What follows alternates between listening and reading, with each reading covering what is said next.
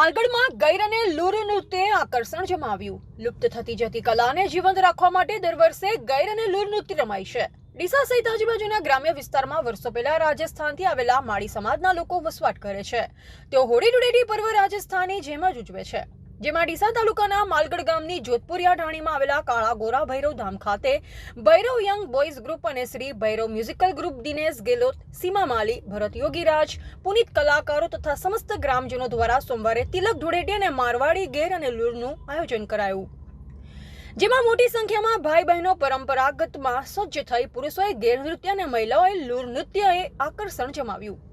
આ ઉપરાંત કુડાવાડી ઢાણી, સ્કૂલવાડી ઢાણી, મોટી ઢાણી અને ડીસાના કાંટ રોડ પર આવેલ જીજી વિદ્યા સ્કૂલમાં સોમવારે માળી સમાજ દ્વારા તિલક ધૂળેટી અને મારવાડી ગૈર અને લૂરનું આયોજન કરાતા મોટી સંખ્યામાં ભાઈ બહેનો પરંપરાગતમાં સજ્જ થઈ પુરુષોએ ગેર નૃત્ય અને મહિલાઓએ લૂર નૃત્યની મજા માણી, જેમાં માળી સમાજ અને ગ્રામજનો મોટી સંખ્યામાં ઉપસ્થિત રહ્યા।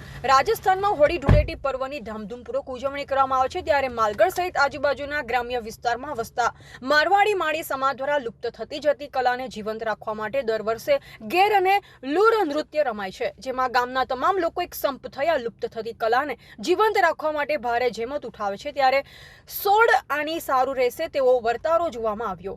જ્યારે નાના બાળકોને ઢૂંઢવાનો પ્રસંગ પણ ધામધૂમથી ઉજવાય છે, ત્યારે નાના બાળકોની સાથે યુવાનોને પણ ઢૂંઢાવાનો પ્રસંગ યોજાયો હતો।